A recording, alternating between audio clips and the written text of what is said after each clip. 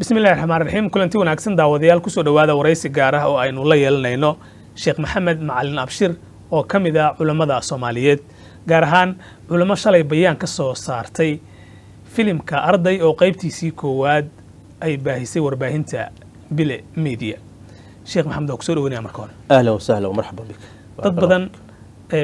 ayaa ka falceliyay bayaankiini shalay oo siyaabo kala duwan uga falceliyay. yaa idin soo abaabul horta sheekhay. الحمد لله رب العالمين والصلاة والسلام على رسول الله وعلى آله وصحبه أجمعين. علماء إن لا أبابلوا ما بعنا أيها مر والبؤتاجن إني وناجنا أمران حمانتنا أي ربع وأنا وحسو تشرين وح ما أنت بالله وأنا يمه حي لدتك وجوه الرئية وفتنة ذا يا حمانت كدجة أو أركوي حلاش يا حرام تدتك وجوه دتك وي دتك الربوي ينبل شد إن عنده النقدان meesha xun markay ku socoto uga digaan culimadu marka hay-adana ma abaabulaan dawladana ma soo kiciyaan ayaga ayaa arka waajibna ay ku tahay sharciga ilaahay inay ilaaliyaan wanaaga ay amraan xumaantan ay reebaan taa hadii laga waayo culimada lacnad baa ku dhacaysa sidii reer bani Israa'iil ba ilaahay subhanahu wa ta'ala ila ugu lacnaday ala lisaani Daawud wa Ciisa ibn Maryam marka culimadu ayaga isxilqaamay oo arintan bayaankana diyaariyay uguna talagalay bulshada ka wacyi galiyaan marka cid gadaal idin ka taagan oo idin soo abaabushay ma jirto maya way filimkan Arday ma daawata adigu sidee u daawata qaab sidee u daawata filimkan wuxuu lahaa hordhac intaan la soo dayn la baahinayay oo bulshada la istusahay goosgooskaas markaan aragnay culimaduna ay arkeen waxa ka soo baxday inuu yahay filim khatar ku ah diinta iyo dhaqanka suuban ee Soomaalidu muslimiintu ay leeyihiin gaar ahaan Soomaalida markii aan aragnay intaas waxaan u gudubnay inta aan la baahin ka hor inaan ka wacyi gelino walaalihii u taagnaa oo diyaariyay oo rabo inay baahiyaan waa la fariista kulamo kala duwan khiyaar badan baa la fariisatay anu waxaan kamid ahaa kulamadaas mid kamid ah baan ka qayb galay waxaan tusaaleynay arintan dhibaatada ay leedahay wuxuu xambaarsan yahay waa intaan la baahin ka hor waxaanan aragna bulshada waxa weeyaan de kama wacyi geli kartid waxa uu aadan aragin wayna kama wacyi geli kartid marka waan aragnay waana bilownay intaan si gooni ayaga oo la kulano way marka maxay tahay waxyaabaha 1 iyo 2 iyo 3 aad dhihi karto ama dhibaato ah ama khaladaad ah ee filimkaas aad ku aragtay filimkan Arday wuxuu xambaarsan yahay ardayga Soomaaliya soo u nool yahay iyo sida uu waxbarashadiisu ay tahay wuxuu gudbinayaa fariin ballaaran oo dhaawac ku ah ardayga waalidiinta mucallimiinta dalka iyo dadka intaba wuxuu xambaarsan yahay barnaamij ah gaangis inuu ardaygu yahay oo uu yahay dilaa iskooladay wataan qaar ba isdilahaya waa xambaarsan yahay waa ka muuqata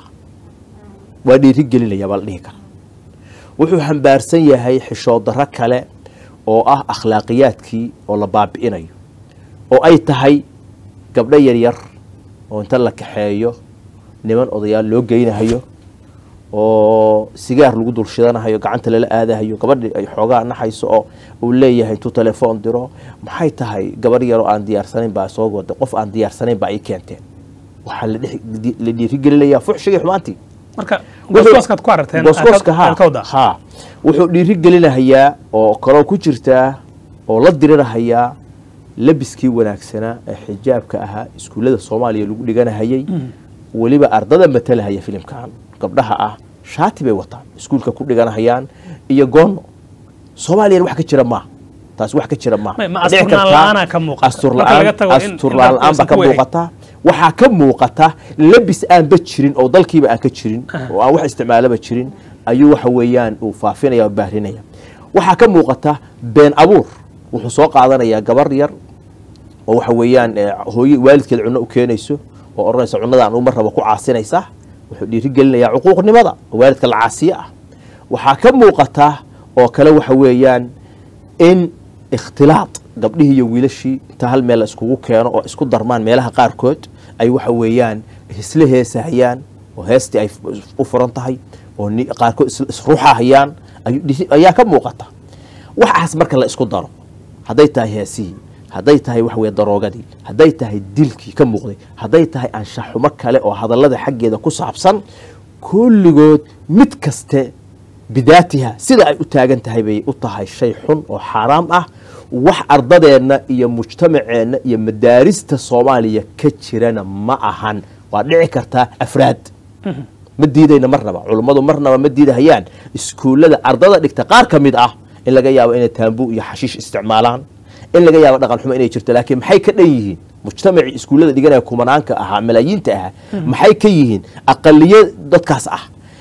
marka haddii intaas keli ah si gooni ah looga hadli lahaa oo dadka wanaagooda kale la muujin lahaa waxaa la dhihi lahaa waxbaa la saxaya. way laakiin dabcan filimku hadda waa bilow. Sheekh Maxamed sida ay noo sheegeen mas'uuliyiinta Bila TV waxa uu filimkan ka hadlayaa dhacdooyin dhacay iyo kuwa dhici kara, talooyin iyo wax wanaagsan ayaana ku jira. miyaan oran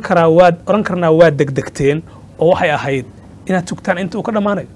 maya, waxaa weeyaa shayga munkarka ah, fitnada iyo munkarka markay ay soo baxaan, fitnadu daama la qabtay leedahay maaha daba la qabta male. Soomaaliya markii la yidhaahdo suuro xun ayaa ardadeeda laga gudbinaya. markii laga gudbiyo suuradan xunna waxaa ceebaysani ma ahan keliya ardada, waalidiintii dhalay, macallimiintii waxbarahayay, dowladdii ay maamulka u ahayd, wasaaraddoodii waxbarashada, kulligood waxay tusinaysaa iskuulladoodu inay yihiin iskuulle aan lagu kalsoonaan karin. waxa ka jiraana ay tahay dil iyo akhlaaq xumo iyo anshax xumo ay tahay. culummadu ma ayna degdegin, wixii indhahooda ay saareen oo ay arkeen intii aan la baahin ayay si hoose waxay damceen inay uga digaan oo uga naseexayaan. marka inta aan ka aragnay ayaaba shar iyo balaayo ku filan. ma fahantay? annagu waxaa ka dambeeya inay dee tusaale tan u tahay bay daliil u tahay. ilaa wixii ugu horreeyey oo filimka ka koobnaa waa la soo daayay wax ka mid ah. intaasaaba waxay tahay waa dembi weyn oo jariimo ah oo ardayga Soomaaliya laga galayo. midda kale waxa imaan doona gabar yar oo loo geynahayo nin odayaho shayb ah oo sigaar ku dul shidanahayo in la yiraahdo waa wax iskuulada ka jira. mase waxa laga wada waa imaan doontaa oo wax imaan doona laga wada. haddii wax la saxahayo waxa wax lagu saxaa dadka ay qusayso in la wadaago. haddii ardayga Soomaaliyeed qaldan yahay waxa lagu sixi karaa waalidkii, waxa lagu sixi karaa bahdii waxbarashada, waxa lagu sixi karaa wasaaraddoodii, waxa lagu sixi karaa asagii bidaat baa lagu sixi karaa. cidda aan rabno inaan wax saxdo ma ahan waxa weeyaan intaan baahino ceebta Soomaali iyo ardaydeeda dibadaha gaarsiino inaan ka sugno in dadku ay hay'adaha adduunka iyo ummado kale ay yiraahdaan dalkan waxba ka burbursanay hal laga saxmaa. waa in anagu isa saxnaa. ma hubiseen dhacdooyinka filimkan uu sheegay inay dhab yihiin oo ay ka jiraan iskuulaadka in kale inteedaan go'aankan qaadanin? waxaa xaqiiqo ah oo qof kaste oo Soomaaliya uu og yahay iskuul kaste ee Soomaaliya ku yaala ardadiisu inaysan kulligood wada xumayn. waa mutafaq dood kama taagna. bal ardada xun waxa laga yaabaa inay 1 iyo 2 iyo 3 ay tahay.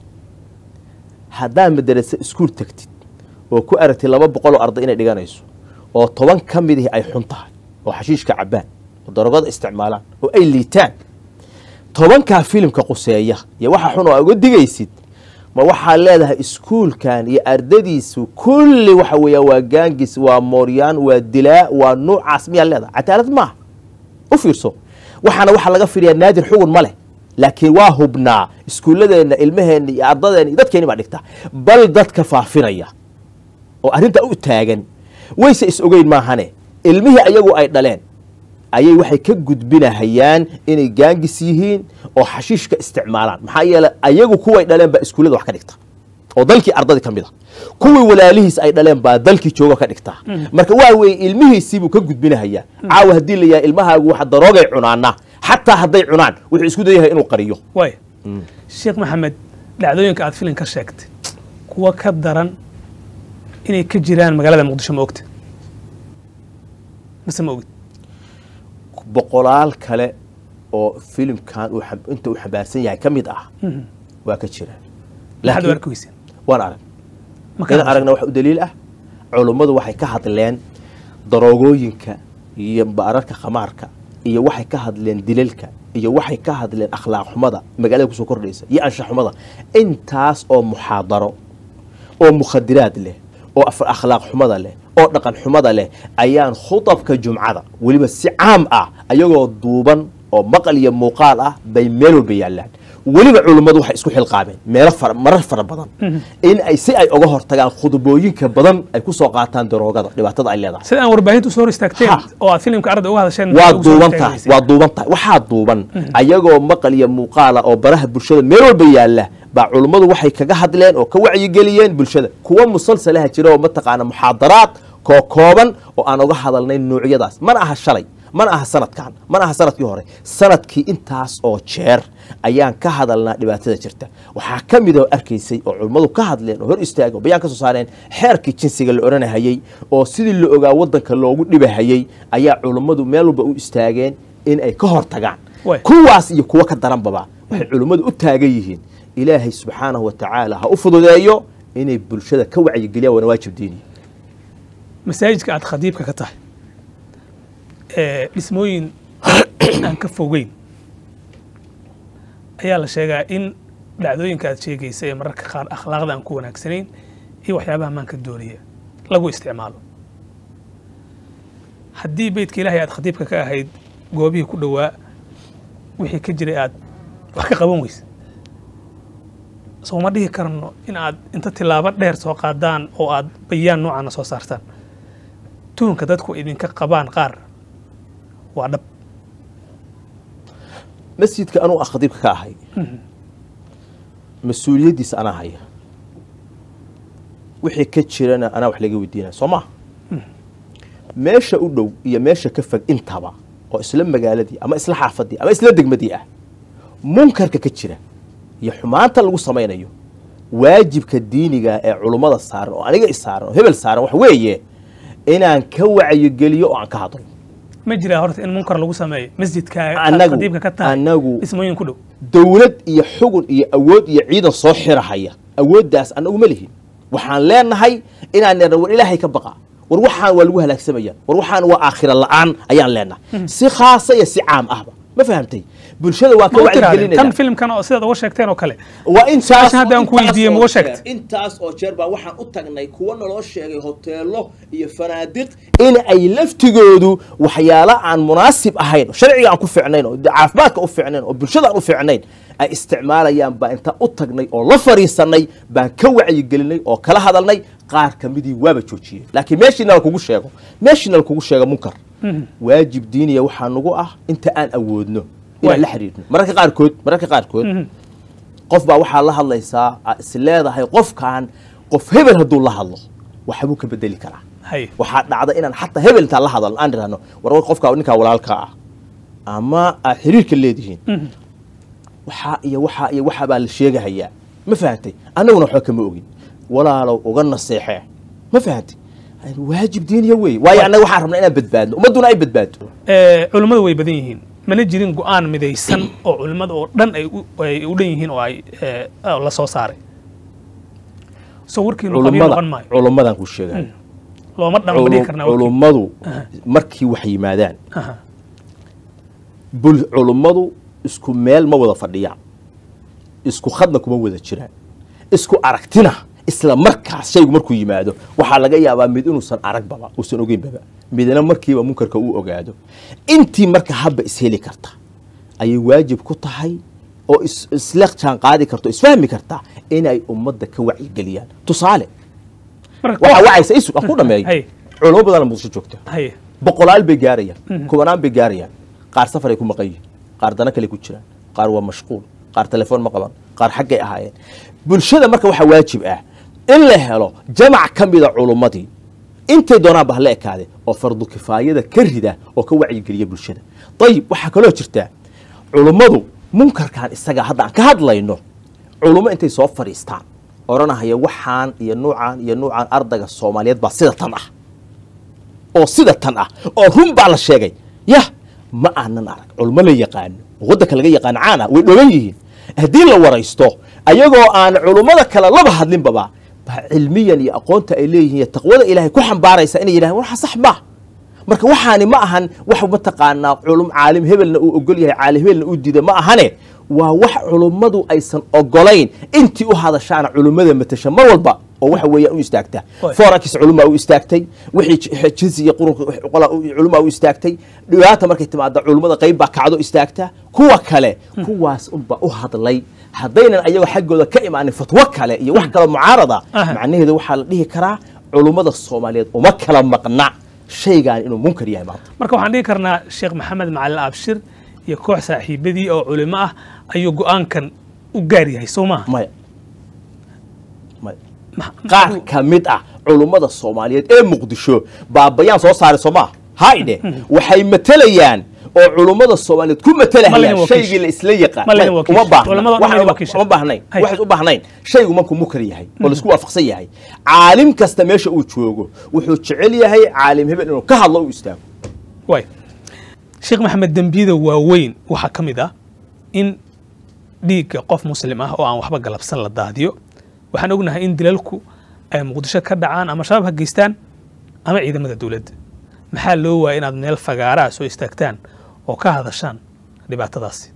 culimadu meel walba ay joogaan dambi kaste oo la galo waxa ugu weyn dambi la galo al-ishraaku billah ilaahay oo wax la wadaajiyo waxa ku xiga qatlu nafsi bighayri haqq naf oo la dilo xaq la'aan lagu dilo waxa ku xiga az-zina saddexdooda ilaahay subxaanahu wa ta'aala aayad ku sheegay waana waajib in alla intii culimadu ay ka gaareen inkiraan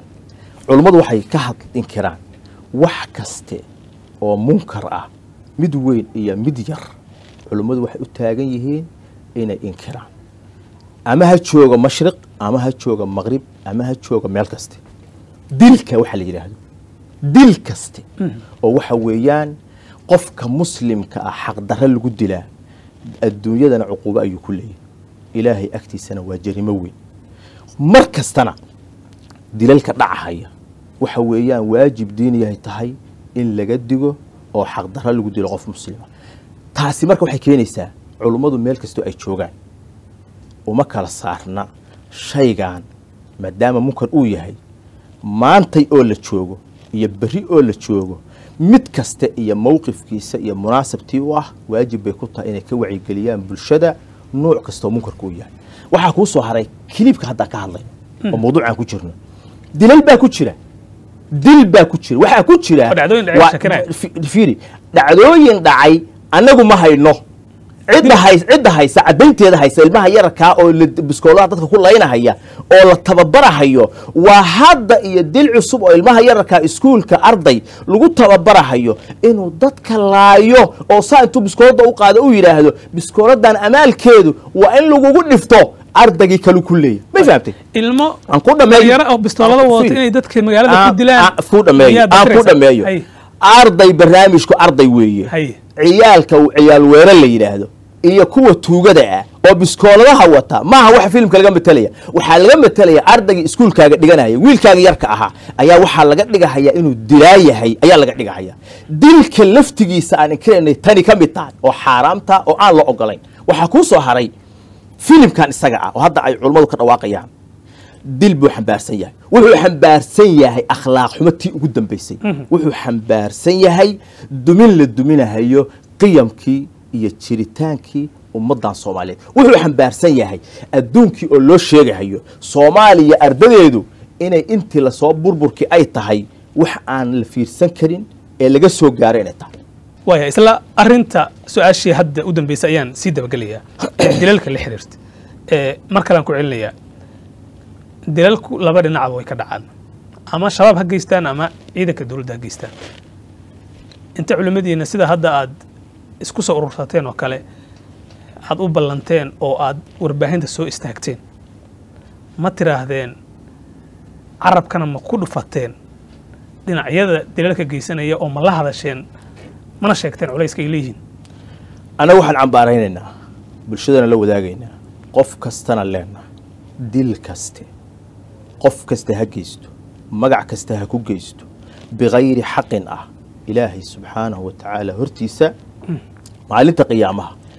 meeshuu ka geli lahaa haddii aan ku dhameeyo dil kaste oo waddanka ka dhaca oo Soomaaliya ka dhaca noocu doona ha ahaado qof kasta ha geysto oo bigayri xaqin ah waajib bay ku tahay culummadu inay ka digaan ilaahay dartii uga digaan bulshada ka wacyigeliyaan waajib diini dadku waxay leeyihiin culammada guryahooda ayay telefishinada ku jiraan waxaana suuragal in carruurtooda daawadaan ama iyagoo mararka qaar ay daawadaan telefishin ma ku jiraa gurigaaga maya asliyan weligay ma soo dhigan mana filahayo culummada aan bayaanka soo saarnay nin ka mid a telefishin gurigiisa inuu yaalo marka marnaba telefishin gurigooda ma yaalaan culummada aniga culummada guryahooda ma tegin laakiin waxaan ka hadlaya aniga culummadeena waa ka dignaa wax kasta oo la fiirsado oo xun aniga marka i weydiisa shakhsiyan gurigayga telefishin horeyna uma dhigan haddana laga heli maayo alxamdulilah saaxiibada bayaan kula soo saaray ma filahayo ma filahayo dhawaan guddoomiyaha gobolka banaadir ahna duqa muqdisho dhacdo uu sameeyey oo dadku siyaabo kala duwan uga fal celiyeen waad la socotaa oo la xiriirtay arrintii ulaynta goobo la sheegay in waxyaaba aan akhlaaq ahaan wanaagsaneyn ama maandooriya lagu iibiyo oo uu tegey falka ama tillaabadaas seed u aragtaan culimmadiina gaar ahaan adiga sheekh maxamed shayga munkarka ah qof waxaa laga rabaa inuu ku suuliyo lisaankiisa iyo carabkiisa qof waxaa laga rabaa gacantiisa qof qalbiga ayuu ka kahanaya waana maraatibta inkaarul munkarka nebigu sheegay calayhi salaatu wasalaam man ra'aa minkum munkaran falyughayyirhu biyadihi gacantiisa ku suuliyo qofku suldada uu leeyahay iyo meesha uu mas-uulka ka yahay ilaahay maanta qiyaama waxuu ka weydiinaya adiga gurigaaga haddii munkarka jiro suldadiisa iyo madaxdiisana cid kaaga saraysa aan la arag munkarka inaad suulisaa waa waajib diiniya oo ku saaran ninka xukuma hotel munkarka lagu samaynaya waajib bay ka tahay inuu ka suuliyo ninka degmo xukuma ninka gobol xukuma ninka ummad xukuma waajib waxaa ku ah inta uu awoodo suldadiisuna ay gaarto munkarka la samaynayo inuu meesha ka qabto oo ka suuliyo waa waajib diini mas-uuliyad saaran marka waa taageersantiin muddadaas qof kaste oo waajibka diiniga oofinahaya oo munkarkana zuulinahaya aan ku zuulinahayn munkar kale inuu ka weyn ka dhasho ee ku zuulinahaya asagoo awoodda uu ilaahay uu siiye isticmaalaya munkarkii baabi'inahaya waa waajib diiniya waana in la taageera sidaa marka uu sameeyey guddoomiyaha gobolka ma tahay sidii shareecadu ay qabtay guddoomiyaha gobolka hadda waxaan aragnay ul yar oo jeeda jeedan hadday xataa ay waxa weeyaan oo intuu qoorta qabto banaanka u saari lahaa ama uu gaari shaqala soo qaadan lahaa ku gori lahaa ama uu karbaashir ku dhifan lahaa wax ka weyn ayuu xaq u leeyahay oo la rabo inuu munkarka ku suuliyaba haddaan ugu baaqayna waxaan leenahay munkarka fanaadiqda iyo hoteelada iyo xashiishka iyo daroogada dadka aafeeyey yaa war waajib bay kugu tahay gobolka banaadir marka la yahay gobolka banaadir waajib bay kugu tahay wax ka qabato wax ka qabo filimkii waa sii socdaa oo warbaahinta bile dabcan way sii wadaanoo talooyinkiinniina ma aanay qaadan sida muuqata ma inta ayaad uga haraysaan mase tillaabooyinka loo dheeraada qaadaysaan annaga culummada ah waajibkeennu waxa weeye bulshada inaan uga digno ilaahay dartiis ciddii ay qusaysana aan u naseexayn oo aan niraahno war ilaahay ka baqa war doon baan saarannahay war haddaan ilaahay caasinno dhulkiisii baan taagannahay war yaa ilaahay dhulkana la goyn war macaasida waana halaagaysaa war waxaan caaqibo xumo weeye war dalkeena iyo diinteenna midna anfici mayso waa waajib annagana saaran annaga waxaana quseeya nusxiga inaan wadno oo aanan joojin waxaa kuu soo haray ummaddu siyaabo kala duwan ayay kaaga hadlaysaa annaga markii hore aanba waxaan ognahay qofku markuu isku dayo inuu muslix noqdo oo uu hagaajiyo dadka qaarna waa mucaaradayaan qaarna waa ayidahayaan qaar waa mucaaradayaan dacaayad bay ka faafinahayaan waa aflagaadaynayaan annaga culummada waajib waxaa nagu ah wixii dacaayad ah iyo cayna inay sabar iyo dulqaad ay noo kordhiso maxaa yeele ajar baan ku kasbanaynaa nusxigana aanan joojin ee aan la wadaagno walaalaheen iyo cid kaste oo waxa weeyaan munkar ku sugan waxaan ummadda ka daayay marka bayaankiina intaas ma dhaafaysan adinka waxaa jira aflaan badan oo warbaahintu sii daayeen sida musalsalaadka iyo wixii lamid ah iyagu waan ka hadalnay hadda ka hor baan ka hadalnay dhowr khudbaan uga hadlay muxaadaraad baan uga hadlay dadka fiirsanahaya oo aflaanta khaliicada fiirsanahaya inay waxa weeyaan bahalka la yidhaha ilaahay uga baqaa waxa kuu soo hartay farqiga u dhexeeya iyadoo taasi aflaan xum ah oo munkar ah guri baa nin qof gelahaya gurigiisu ka dhex daawanaya ama mobilkiisu ka fiirsanahaya tani waxay xambaarsan tahay ardaygii adiga gurigaaga joogay ee Soomaaliyeed oo dhan ayaa maanta lagu soo duulay oo la dhaawacaya marka musalsalaadka waa ka culus yahay mi aad leedahay filimkaani wuxuu beegsaday ma ogtahay ummadii mujtamaca Soomaaliya qaybtii ugu badnayd oo la dhihi kara ilmihii ah ayuu duulaan ku qaaday filimkan laakiin kii kale wuxuu ahaa filim adigu inta gurigaaga iyo mobilka soo qaatay afirsanaysid labaduba munkar weey midka aan ka digayno maanta aan u taaganahay arday ah si gooni aan uga digaynaa oo uga digaynaa kan kale iyo nooc kasta uu yahay waxaan leenahay qofka muslimka indhihiisana waa la weydiinaya aakhiro dhagihiisa wuxuu ku dhageysanay waa la weydiinayaa ilaahay uga baqa subxaanahu wa ta'ala ana fiirsan musalsalaadka iyo filimada aflaamta kale la daayo filimkan arday waa ka dhibaatay culays badan yahay qabtaa filimkan arday maanta la joogo bulshada uu hadafka ka dhigtay oo mujtamac dhan oo ardaday ah oo waliba macallimiintoodina ay kula jiraan waalidiintiina ay soo galayaan dalkiina uu soo galayo asaga ka khatar badan kana baahsan kana si xamsan cid aad tuhmaysaan ama aad ku eedeynaysan inay arinta ka dambayso oo maskaxda tahay ma jiraan anagu waxaan tuhmaynaa dadaan ilaahay ka baqin oo dalka aan u naxahay inay fariin xun ay gudbinayaan oo ay isticmaalayaan siyaabo kala duwan waayo qof muslim ah oo iimaan leh oo damiir leh oo dalkay dadka u daqnanaya yaa waxbuu la hari lahaa marka warbaahinta waxaan isleenahay wax ka weyn ay jira miyaad qabtaan anagu waxaan qabnaa gaaladu waxaan way rabtaa wayna ku farxaysaa cadaab ma ku farxaysa oo rabta oo danaynaysa anagu waxaan qabnaa oo ugu leenahay cid kasta oo ku farxaysa oo weynaynaysa oo boonbooninaysa waa cid dan guud kale inay dalkan iyo dadkan inay akhlaaqda ka baabaan marka cid aad carab dhabaysaan ma jirto oo aad ogtiin way dawladda ma la wadaagteen fariintiin maadaama dalku dawladda bahda waxbarashada oo cabashadeedu ugu horeeyay oo naga horeysay baa fariimo qortay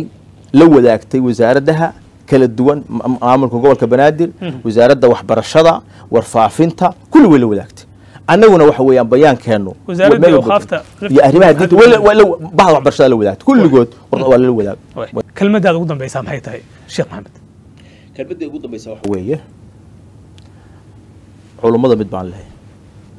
waxaan leeyahay ilaahay subxaanahu wa ta'ala waajib weydin saar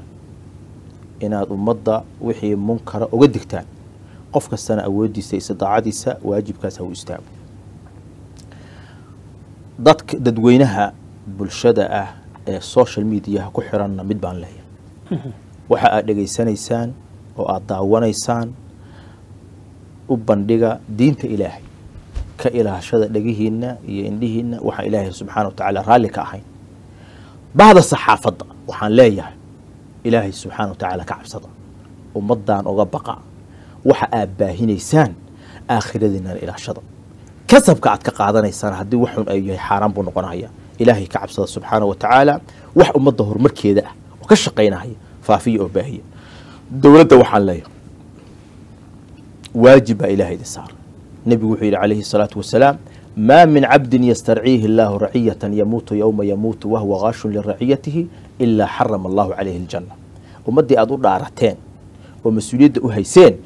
هرمركودا وحا آن أهين كهر إمانا يوديدك كوة إلهي إنت أغبقدان آخر والذي ويدين يالي كإلالية وكورتيه إلهي سبحانه وتعالى هنو بركة aad buu mahadsan yahay Sheekh Maxamed Macalin Abshir oo kamid ah culimada Soomaaliyeed ayuu kaasi ahaa oo aan waraysi kula yeelnay stuudiyaha Universal ee magaalada Muqdisho Sheekh wuxuu qayb ka ahaa culimo bayaan ka soo saartay filimka Arday Sheekh Maxamed aad baad mahadsantahay barakallahu jazakallahu